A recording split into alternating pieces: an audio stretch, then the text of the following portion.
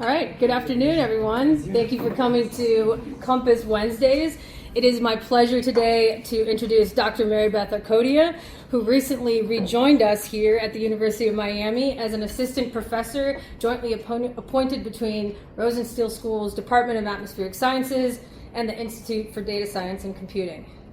Marybeth comes to us from Colorado State University, where she completed her postdoctoral work and stayed on as a research science scholar.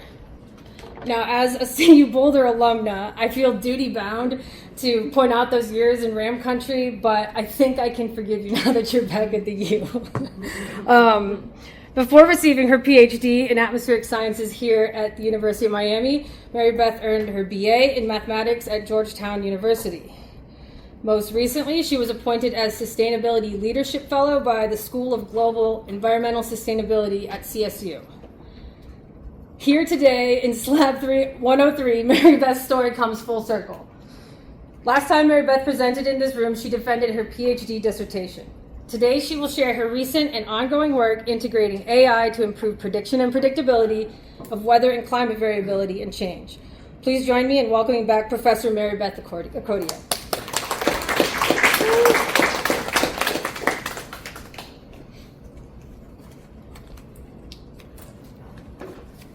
Thank you, Kate, for that. You guys can all hear me through the microphone. And thank you all for coming.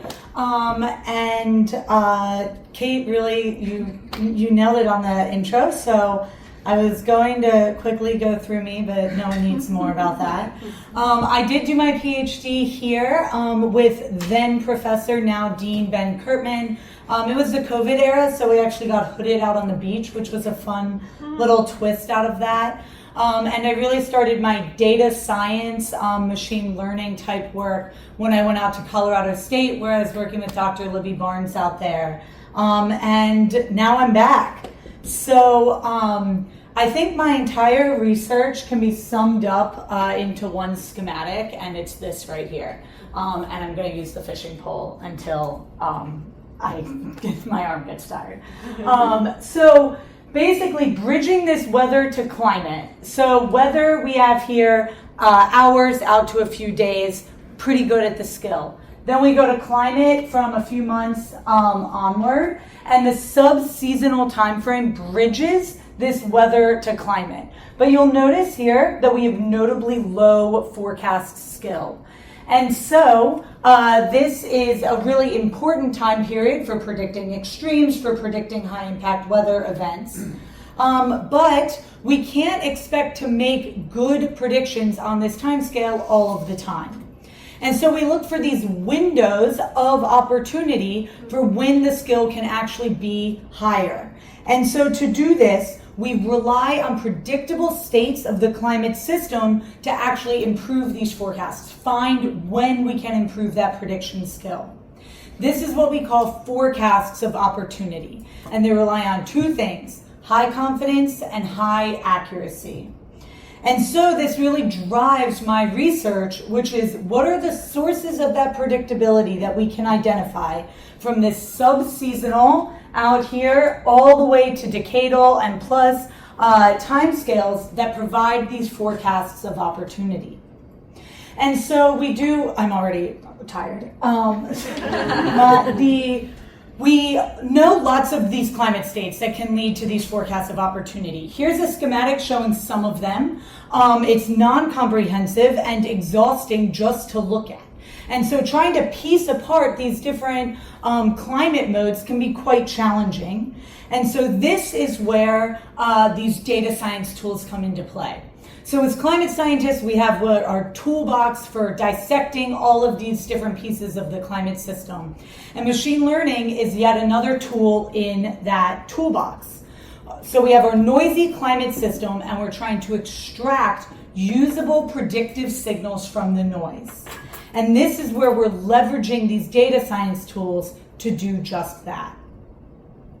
And so at the heart of machine learning, or really any prediction problem, is you have some sort of input, you have some predictive model. We often call these black boxes. Machine learning often is nonlinear, and we have some sort of output.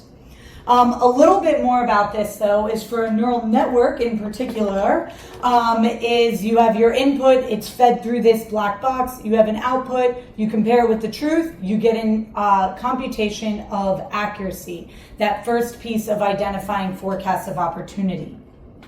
Next is confidence. This is where machine learning can be really, really powerful in terms of quantifying confidence. So in a simple way, let's say we're giving a neural network a number or an image, and we say classify this number.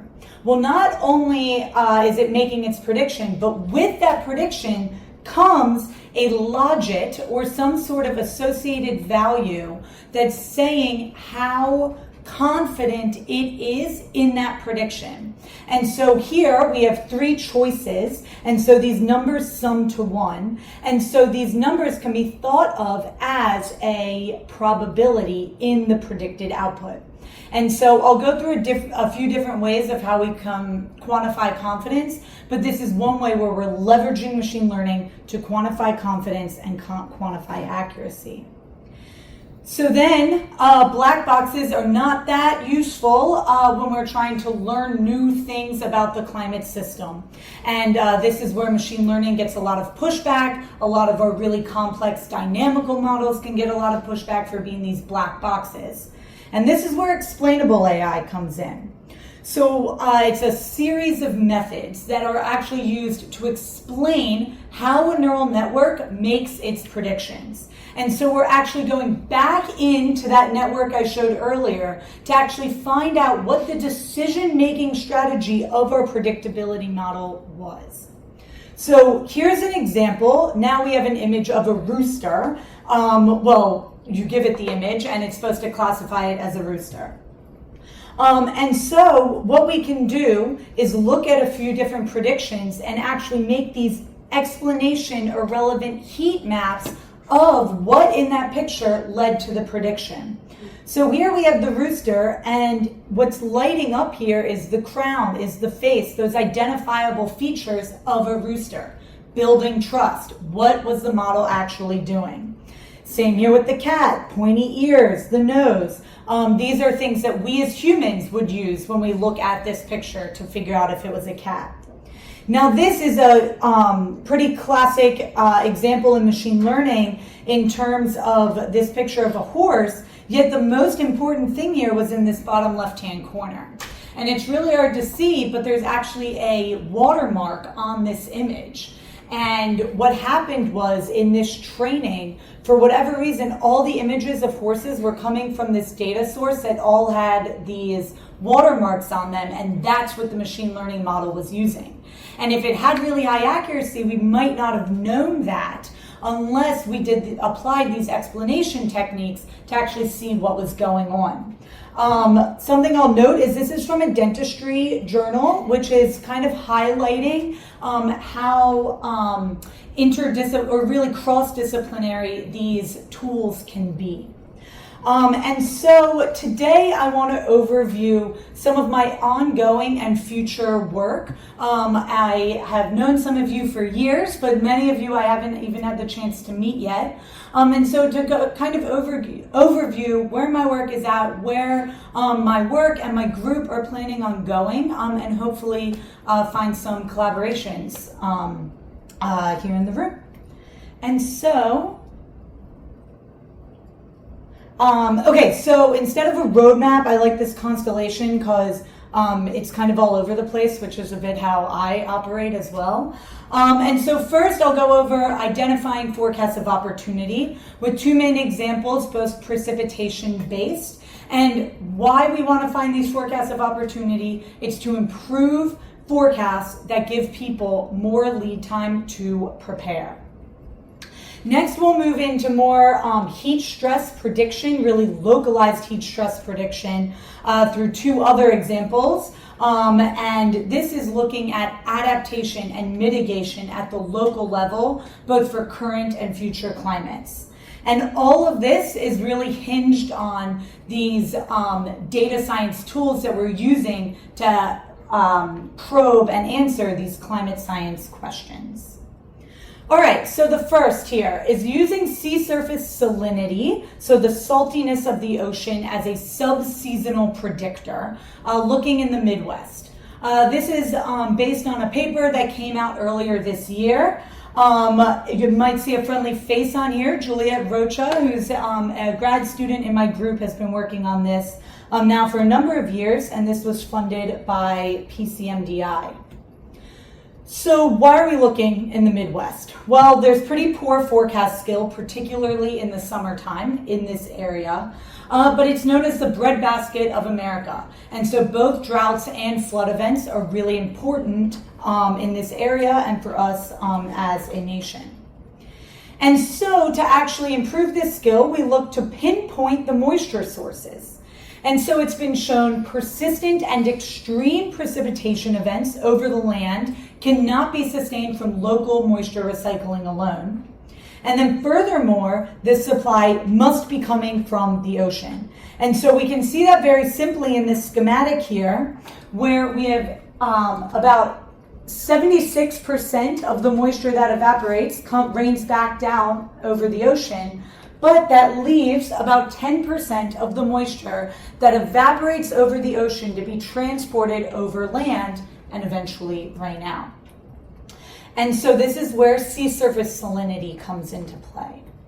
And so positive salinity anomalies, or saltier water, indicate evaporation and moisture export out of the ocean, while negative salinity anomalies, or fresher water, indicate precipitation in the area.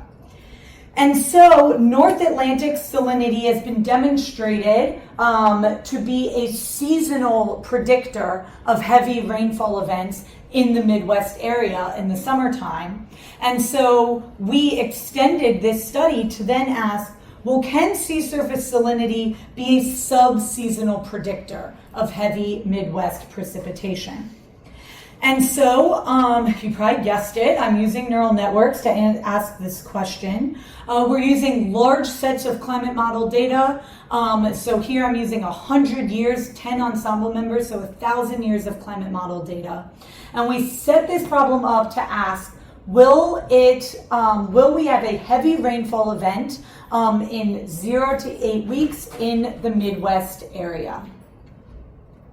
And so, looking to identify forecasts of opportunity, we need to quantify accuracy and confidence. And so, since this problem is similar to what I showed earlier in terms of it's either a heavy rainfall event or it's not, we then get a quantification of confidence with each prediction. And so with that, we can then rank our accuracy. We can then plot our accuracy as a function of confidence. So as we're moving from left to right, we're getting more confident in the predictions. And what we see is that accuracy increases as a function of confidence.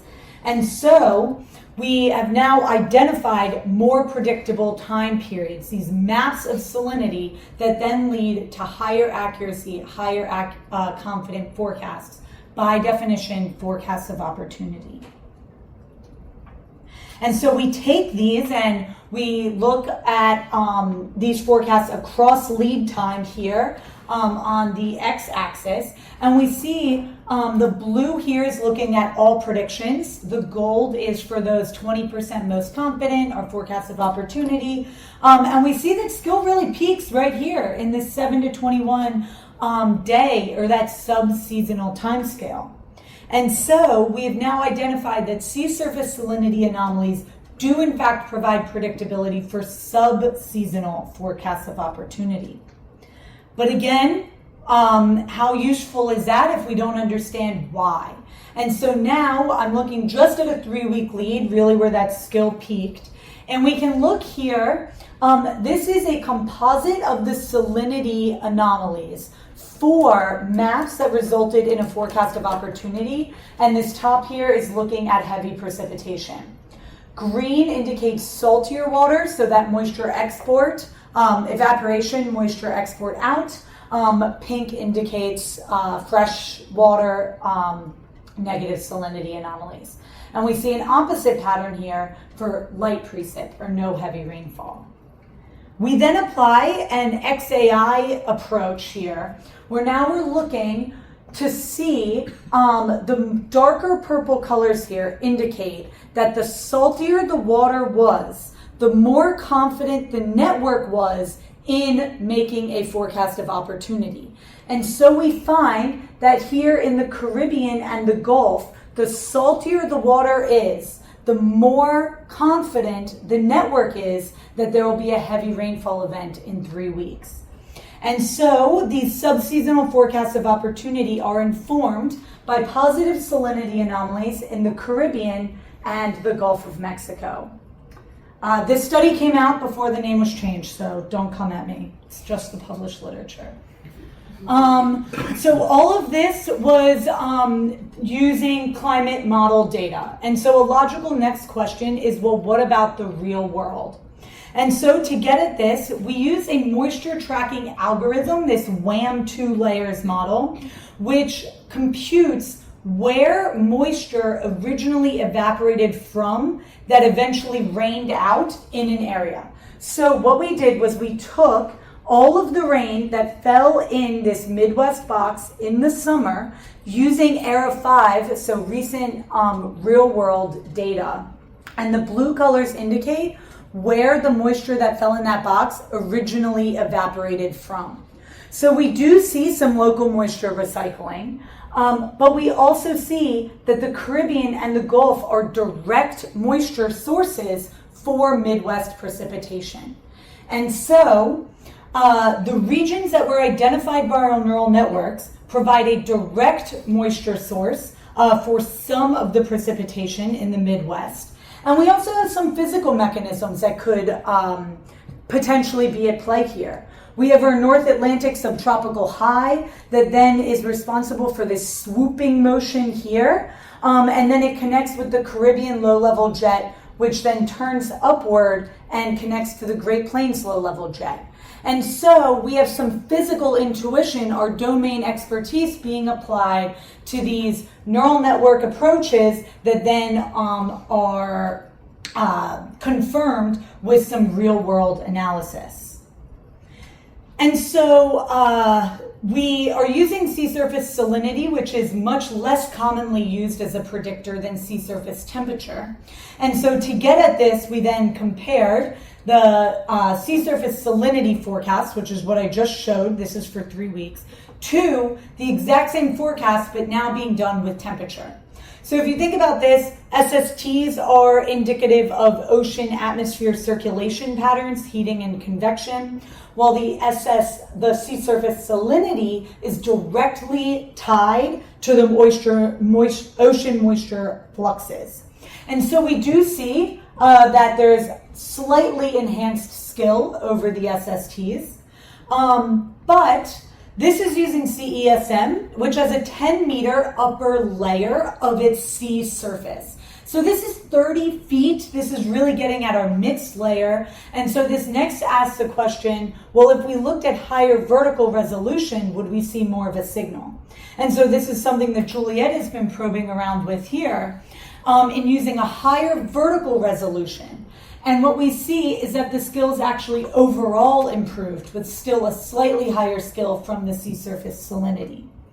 And so this leads to a few more questions that we're investigating. So are these discrepancies limited observations? Could be. Or is it actually better capturing that skin salinity, skin temperature? And then also, can we actually quantify the added predictability from using one or both of these? And so some of the takeaways here, sea surface salinity anomalies are a subseasonal predictor, and they're informed by salinity anomalies in the Caribbean and Gulf of Mexico. And then some future research directions are really looking at piecing apart the mechanisms of that and expanding to other regions, connecting to other circulation patterns, and then also, can this be used in a real-time setting?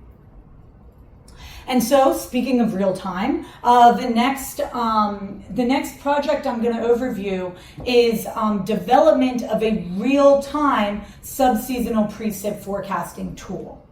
And so this is a test bed project from the NOAA Weather Program Office, and it's a collaborative effort here at UM, CSU, as well as the NOAA Climate Prediction Center.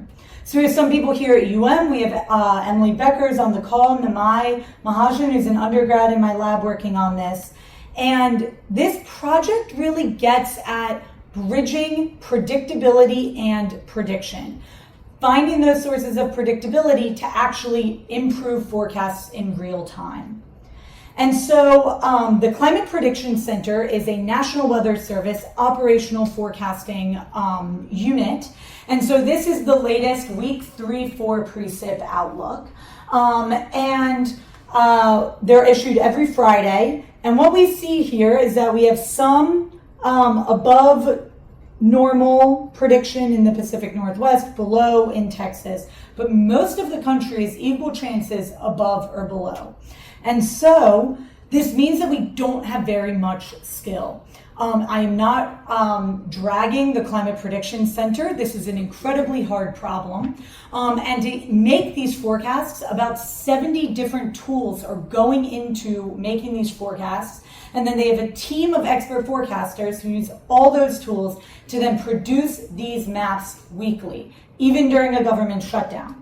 And so our goal is to add a tool to this toolbox where we're making a real-time forecasting tool, but we're identifying when, where, and why a precipitation forecast can be considered a forecast of opportunity. And so to do this, first identifying these sources of predictability. Now we're using a similar setup to what I showed before, but now we're using maps of tropical precipitation and predicting whether there will be above or below normal precip in certain areas along the West Coast. Again, we rank our accuracy as a function of confidence to identify our forecast of opportunity. I should mention here, this gray is a random model. So it is not implied or inherent that accuracy will increase as a function of confidence. And so what that means here is that something is actually being learned from these input maps that allow us to identify these forecast opportunities. This is specifically for California here.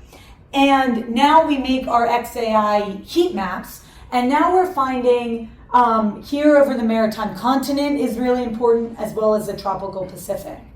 And again, applying our domain expertise, these are regions of MJO activity, the Madden-Julian Oscillation, as well as the El Nino Southern Oscillation. These climate modes of variability that are known to impact subseasonal rainfall on the West Coast. And so we then align this with prior knowledge. This is something I did back during my time here, pre-machine learning, for me, days. And we're coming to some of the same answers. This is built on a body of literature looking at subseasonal predictors of precipitation. So now we're using XAI to build trust in these models and then take this one step further for this real-time forecasting. And it's important to note that the network is again identifying physically meaningful sources of predictability. And so I had shown this prediction for, is it above average, is it below average? But can we do some sort of better capturing of the uncertainty, especially for something like precipitation extreme events, how much precip, especially based on regions and season, can be really important. And so here what we're doing now is instead of predicting above or below normal, we're taking whatever our inputs are, and now we're predicting 4 parameters of a distribution. And so what this can look like is these parameters here are describing a probability distribution function. So we have a mean, a standard deviation, a skewness, and a tail weight. And it's been shown that this series of sine, arc, sine, normal distributions can really capture a lot of these climate phenomena and are again described by just 4 parameters. And so how this could work for precip forecasting is that we're taking those maps like I showed before to make some sort of PDF as our actual prediction. And then we can also use climate modes of variability as input and a combination of the two. And then in now predicting a distribution, we can then set certain thresholds. And then what's our probability of exceeding these thresholds?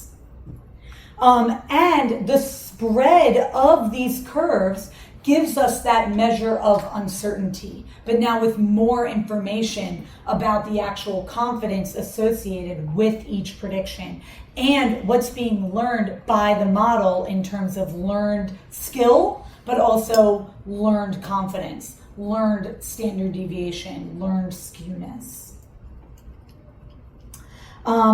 And so, again, looking to produce these forecasts with uncertainty in real time. So now I'm going to shift gears a bit, and I'll come back to the prediction of different probability distributions. But now taking these tools and now applying them to more localized prediction problems. And so the first here is looking at early warning for heat stress in Florida Keys corals. So now coming a bit closer to home here. This is in a preprint that's out in Environmental Research Communications and is a project that was ongoing while I was at CSU, now here at UM, and also with CMIS. And so, brief overview, there are many people here who know this much better than me, but corals are a marine animal, and they have a lot of different reasons that they're very important for us to be studying. One is marine biodiversity. 2 is coastal protection, that they reduce wave height and wave energy. And money. They are essential to Florida's economy for a number of reasons, fisheries, tourism. And it probably comes as no surprise that warming temperatures are leading to coral decline. And so warmer oceans have been linked here in the Keys to increasing frequency and severity of coral bleaching. We've seen 80% coral cover reduction in the Caribbean with the loss of this foundational species. And a big motivator for this work was the 2023 summer marine heat wave, which caused 3 times the thermal or heat stress on Caribbean corals. And so these were record high sea surface temperatures and they record early. And during this time, the coral restoration people here and throughout Florida were, quote, racing to go out and try to rescue these corals. And I'll note here that coral heat stress isn't necessarily coral bleaching and coral death, but it's the first step. And so this leads for a need for an early warning prediction system for conservation managers to actually be able to prepare and be ready to act when these types of situations arise. And so the current prediction system is run through another NOAA agency called the NOAA Coral Reef Watch. They produce outlooks, and these outlooks are based on daily SST forecasts from the CFS version 2. And so this is a public, free tool that's been operational now for over a decade and has provided a lot of guidance. But I'll note here that this daily SST forecast is an output from CFS version 2, and this motivated us to look for a localized approach. And so can we train a machine learning model to predict both if and when these corals will experience heat stress? And so this is now data-driven and localized, and we're really focused on these actionable timescales for conservation efforts. So here we're looking at 3 different reefs here along the Florida Keys. These are measurements of degree heating week, DHW, which is a measure of accumulated heat stress. When this DHW reaches 4, the corals experience a moderate heat stress, and that's what we're looking to predict, when this DHW will reach 4, or if it will reach 4. And we see a histogram of the week of year when this has happened in the past. And so now, instead of a neural network setup, we're now using what's called a random forest. We use a number of local predictors, this degree heating week, different stress indicators, the local SST anomaly, as well as larger scale climate predictors, air temperature, zonal wind, and the ENSO index, which is hypothesized to play a role here, as well as the loop current index. A random forest, this is a much smaller data set, and so that's one of the reasons why we're using a simpler model, but also because a random forest is inherently interpretable, which is kind of the cousin to explainable AI. And these are all little decision trees here, which we as humans are using every day. A series of yes or no, or above or below, to then continue along. And then it's just scaled to be thousands of these trees that are then pooled together to make the prediction, which here is how many weeks until onset or no onset. And so we're using a data set here from the NOAA Coral Reef Watch from 1984 to 2024. This is a relatively short time period, and so we block out the data into training and testing folds. And so ultimately our entire time series is used as our test data set. So I'll be showing results from the entire data set. And so we also need some baselines here. And so with this problem, and really with any problem, a really logical question is, well, could a linear model get the same skill and be a lot cheaper?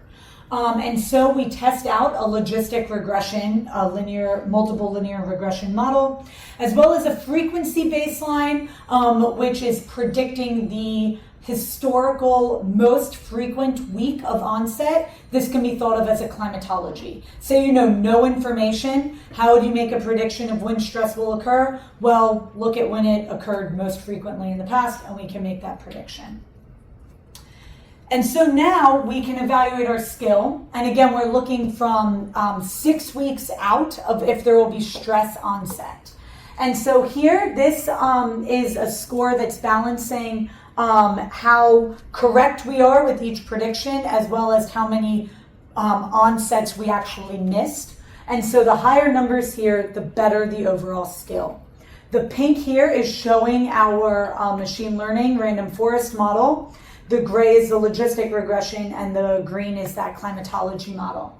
And we see that at all 3 reef sites, our random forest model has outperformed our other 2 baselines. But then thinking about how this could actually be used at the 3 reef sites, the accuracy of predicting when an onset would occur up to 6 weeks in advance was over 60% at all 3 reef sites. And then also predicting that there would be no onset in a season, we also had really high accuracy. And so it's important to not only be getting one of those pieces, but to be actually making good predictions throughout the entire season. Again, what in the model is actually leading to this increased skill? And now, again, we're using explainable AI, but here we're using a method called SHAP, which actually is one of the most comprehensive XAI tools, but it's very expensive because what it does is takes every permutation of the input parameters and tests how it changes the output. And so you really get a good idea of how every single prediction is being made, but it's very expensive. So when we're using maps of the globe as our input, where each grid cell is an individual input, it can be very expensive. That's a side tangent. And so let's see what actually happens here.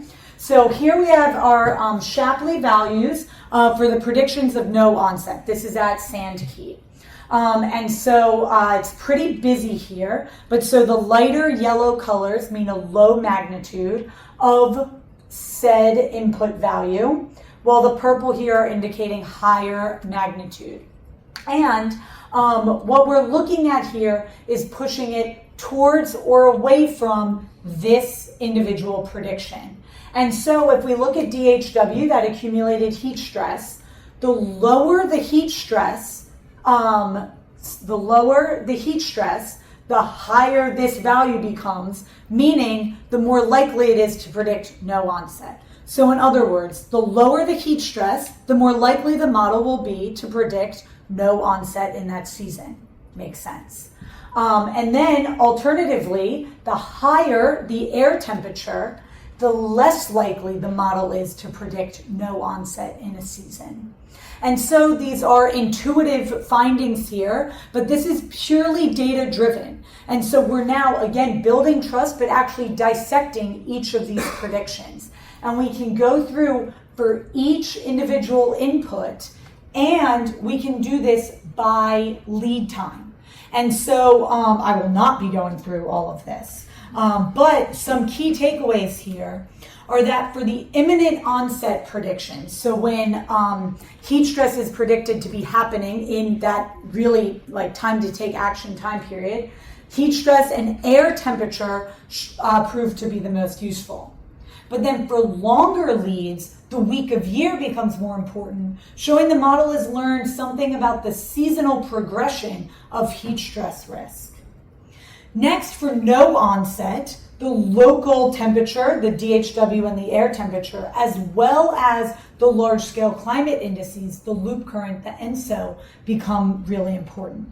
And so this is showing more of that seasonal scale heat stress is modulated by both local and basin-wide ocean conditions. And the short-term onset is more influenced by local sea surface and air temperatures.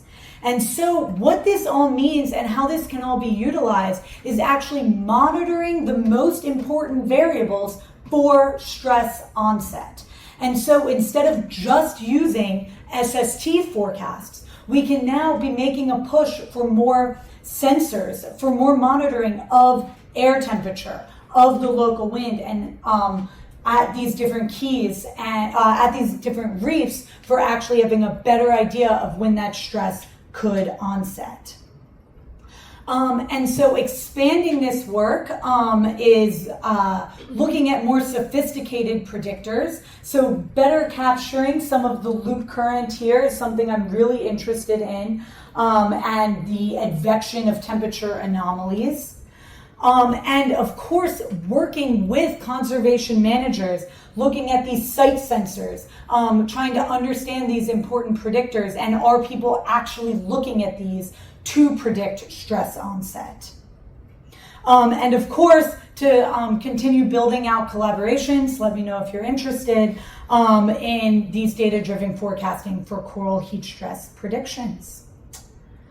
And so we've now built this localized heat stress model and found skill within plus or minus 1 week, really focused on understanding the important predictors that vary both by lead time and reef site, and looking to be building out these sort of predictive models for actionable timescales.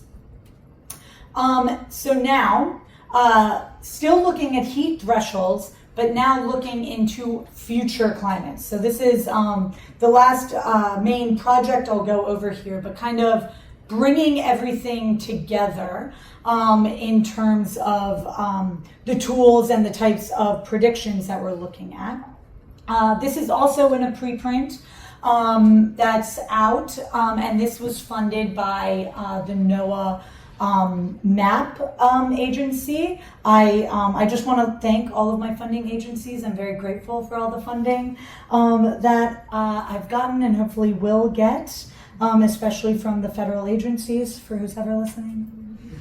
Okay, so why are we looking at different heat thresholds? And so the IPCC, the International Governmental Panel on Climate Change, often uses these global temperature thresholds, say 1.5. These are really important for international policy, for forming the scientific focus of the IPCC. And the time to actually crossing these thresholds is critical for planning, so those adaptation type efforts, and then understanding natural and human vulnerability. But more recently, there's been a bigger push for focusing on regional significance of temperature thresholds. And so, again, probably no surprise, temperature extremes over land are projected to be much larger than extremes over the oceans, especially in the mid-latitudes. And so this really focuses our work on regional thresholds. And for this study, I was looking at the Central North American region, so again, kind of in that Midwest region, and focused on summertime minimum temperatures. And so there's a few reasons for that. Summertime minimum temperatures are really thinking about how cool it gets at night during the warm season. This is really important for agriculture and crops and ecosystems, as well as human health. Minimum temperatures also come into play a lot in different communities and different access to resources. Do you have air conditioning that can cool you off at night if you can't open the windows to cool off? So there's a lot that goes into not just looking at an average temperature, but actually looking at the minimum temperature, particularly in the warm season. And so when we'll cross these thresholds is dependent on the actual rate of warming that we follow. And so we're using this scenario-based modeling, different CMIP models for future scenarios. The impacts vary significantly based on the different pathways. And we look at a threshold that we define as prolonged exceedance.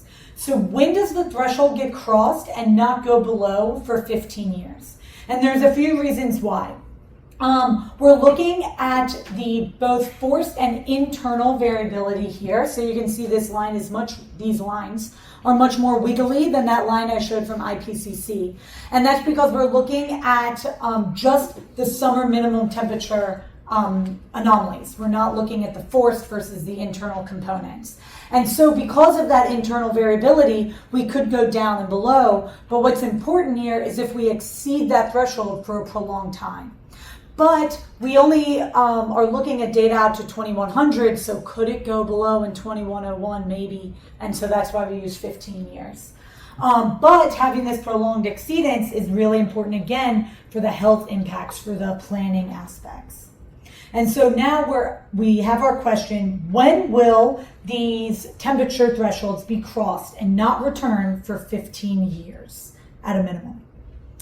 And so, again, these thresholds are providing a contextualized framework for climate change assessment and impacts. And then knowing the timing of these thresholds allows for analysis of our mean climate state, the forced signal, as well as physically viable futures. And I'll go into some of what that means. And so again, not just looking to make predictions, but to make predictions with uncertainty. And so here I'm using 4 different future scenarios from the CMIP Ensemble suite. The important thing here is that we have 200 ensemble members that are trained from 1980 to 2100. And what we're looking at is that threshold exceeded above 1850 to 1900, or the pre-industrial level, again used by the IPCC. And so we have three different inputs here. We have maps of surface temperature anomalies, so what is the state of the climate system? Our input is what temperature threshold are we exceeding, so it could exceed 0.25 for 15 years, 0.5, so on and so forth. And then we quantify the actual SSP based on how much greenhouse gas emissions we have at the time the prediction is made. And so we feed it through. This is a convolutional neural network, and now we're back to predicting those 4 parameters of our distribution. And so with each prediction, we get a non-normal PDF, and the dashed line here is the truth from this prediction. And this is a good prediction because our PDF captures the truth. And so again, looking at that spread gives us an idea of the confidence in each prediction. And so we can do this across SSPs. This is a maximal mitigation scenario for different thresholds, and then across the SSPs. And so what we see here is that, especially as we get out to these higher thresholds, 3 degrees C under SSP 126, or really aggressive mitigation, we don't really cross the thresholds, and the predictions are a lot less certain. We have these really wide, long-tailed distributions. While for SSP 585, business as usual, these thresholds are most often crossed, and we see those PDFs now get really skinny.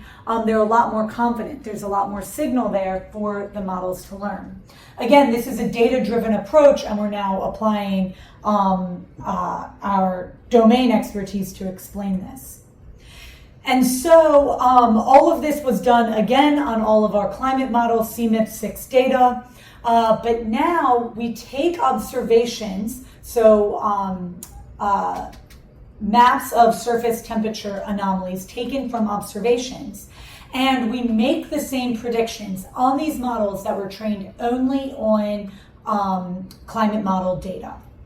And so for the 1, 2, and 3 degree threshold, we can see the predictions, and these are initialized from 2020 to 2024. And the peak or the mode of this distribution is shown here as the maximum likelihood, while we get a measure of confidence. So again, the peak of the curve here is the maximum likelihood estimate of the prediction model, while we additionally get a measure of spread with each prediction. And so for the 1 degree threshold, the model is predicting around 2015-ish. 2 degrees, now we're moving more into 2035, and then again losing some of that confidence with that longer tail out into the future as we move out to 3 degrees. But next we apply what's known as transfer learning, where we take the model that we have, the neural network, I'm interchanging model here, but the neural network that we've trained, and we actually update it with that observational data. So we freeze all of this part of the CNN that we've trained on the climate model data, but we now allow this network to update its mean prediction with the observations. So we're actually fine-tuning our model. And so now we have our base model in cyan, and the purple model is showing that transfer learned model, so fine-tuned with observations. And what we see is that when we actually allow the network to learn from observations and then make predictions for the future, so we have not crossed these thresholds, so these are true predictions, it actually pushes the time to crossing further out into the future. And we see this across thresholds and across SSPs. And so we use the transfer learning to actually fine-tune these networks that we don't have enough observational data on its own to train these networks, and so we can then update these models. And so we look at our mean climate response here. And so now this is no machine learning, just say after a threshold is crossed at 15 years, what do the next 15 years look like? And so we can dig into, the different spatial patterns here. But then we can take it one step further and actually look at storylines or individual ensemble members where we can look at how this impacts crops or agriculture and get an idea of these physically viable futures after crossing a threshold. And so now with this, we take the single ensemble member that crossed the threshold at the time closest to the neural network prediction. So we're saying that this is perhaps the most likely scenario based only on these model predictions. And now we're looking at the anomalies and we see a lot more spatial variability makes sense. It's a single ensemble member. But we can start to ask questions here of what that future really looks like.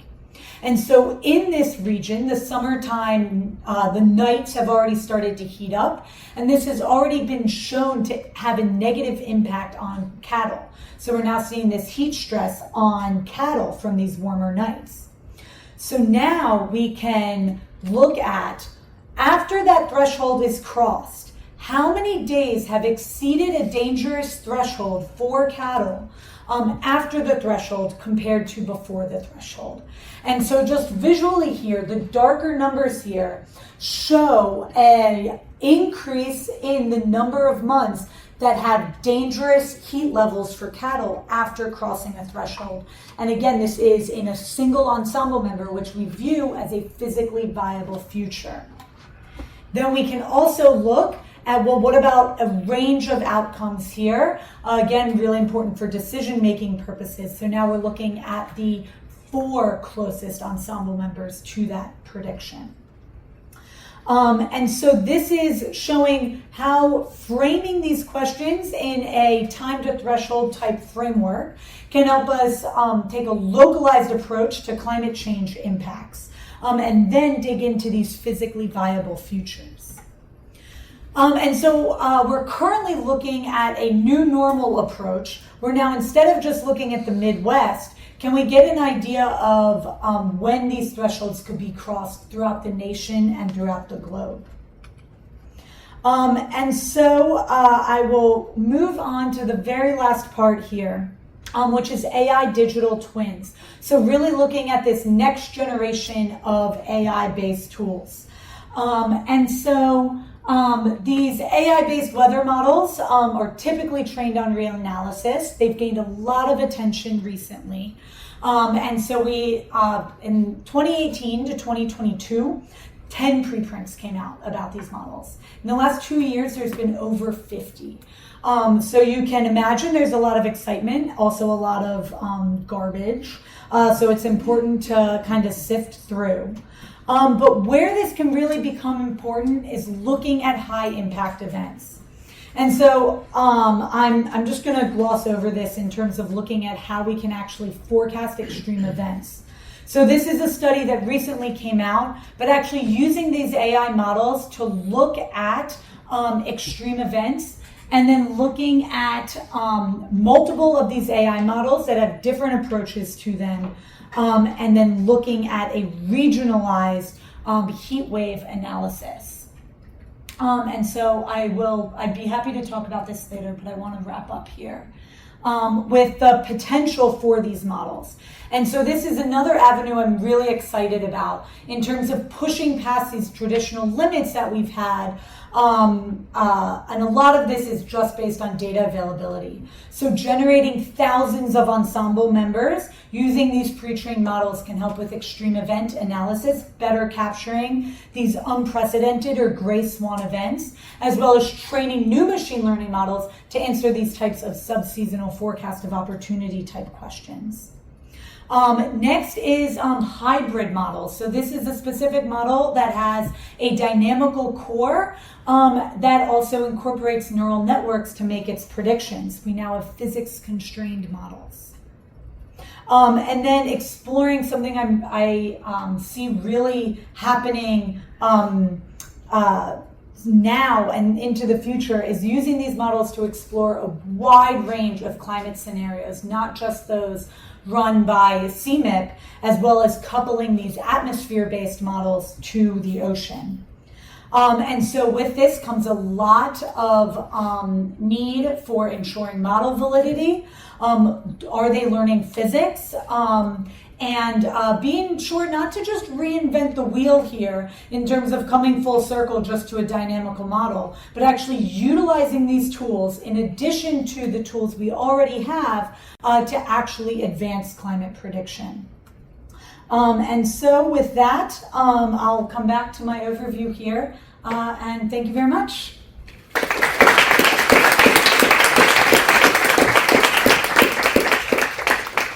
Thank you, Marybeth. It's awesome. Obviously, I have a lot of questions for you for a later time, but does anyone in the audience have any questions?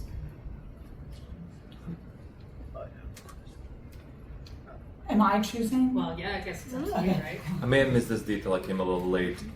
In your first part, where you talk about forecasts being more confident and their confidence being detected by the neural net, does that rely on an ensemble of simulations, or can you do it from a single deterministic?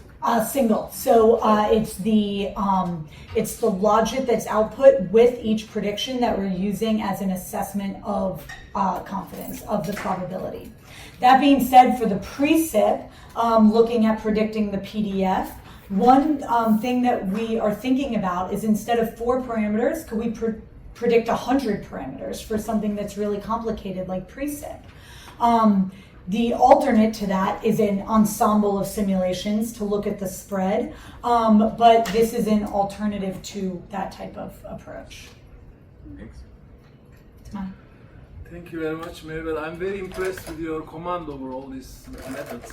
And my question to you is that if you can distill it for me, like what is it that we can do better or using only these methods that we couldn't do before? Is there anything, like, do we know something we didn't know before, or we just use another tool to get to the same thing, or it may be cheaper or something, but it's not like a...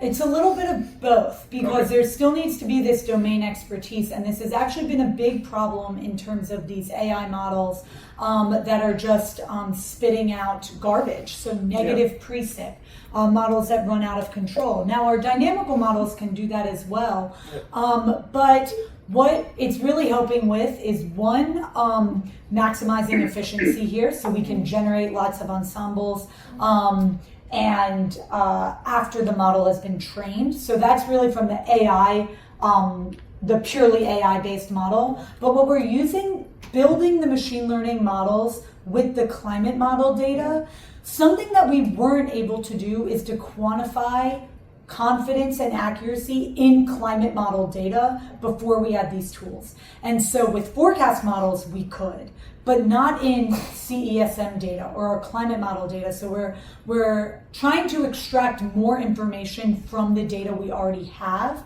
And by building out these predictive type models, applying the XAI, that's where we're really looking to identify known sources of predictability and then learn new ones. Thank you. Pakita? Great talk. The thing I've been wondering is, do you see a way to use high-resolution models to glean information from them that can then be applied in a machine learning way? I'm thinking of precipitation in particular, where it depends on all these small-scale processes that cannot be modeled in a large-scale model. But is there a way that you could use machine learning to sort of go from one resolution to another? Yeah, definitely. So I guess for one line, it's how can you use high resolution modeling in this type of framework, especially for precip. So something that can be really useful here is the downscaling and learning the patterns from the high resolution modeling that can resolve convection that a global model cannot. And so taking those sorts of learned patterns to then use in a global model, and then vice versa for downscaling, as well as the parameterization. And I think learning the parameterization can help can be a bit more efficient in that way, again, after training. In terms of finding the important features that need to be resolved in a global lower resolution model that can only be resolved in high res, and maybe some things that potentially we don't need to be spending our time and energy on is something else that I could see being really useful. And bias correction is another one, especially with the high res, online and offline. Yes. For forecasting extremes, I wanted to ask, on a regional level, if you wanted to apply your prediction modeling, how would the instrumentation need to look like in terms of validation? How we would validate it? Better. It was so the model, the colloquium of garbage in is garbage out. We are only good as the data that we have on the ground actually measuring these things, and so that kind of gets at the coral type analysis here, where actually getting that information at the localized scale is really important. And so a lot of this we're using satellite records that are run through for a reanalysis data set. But the better data that we can get on the ground, especially for a regionalized approach, then likely the better the prediction. In terms of actually using that data in a machine learning model, there's some nuances there. Gridded data is always easier to use than instrument data. But that being said, there's machine learning techniques that I don't use, but that can help fill in gaps of missing data that can help be used for standardizing for that type of input or output. So it's definitely, it really, for the majority of cases, only helps. I have a question. Yes. Can you hear me? Yep. I apologize, I arrived late, so if you already covered this, I apologize, but could you take the climatological data from 15 years ago and try to predict today's climate as a way of validating your neural network predictions? That's actually exactly what we did in the Coral project, where we were splitting up the data into training and testing. So one of the splits there was actually using 1985 to 2014 to validate for 2015 to 2024.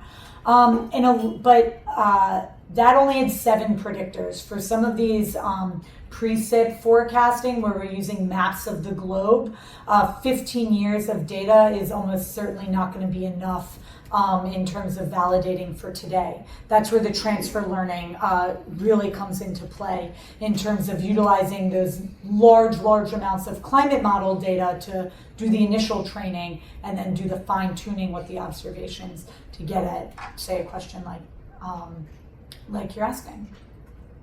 Thank you. I don't think there's any more in the room. Roland, can you see if there's anyone? No, it's nobody.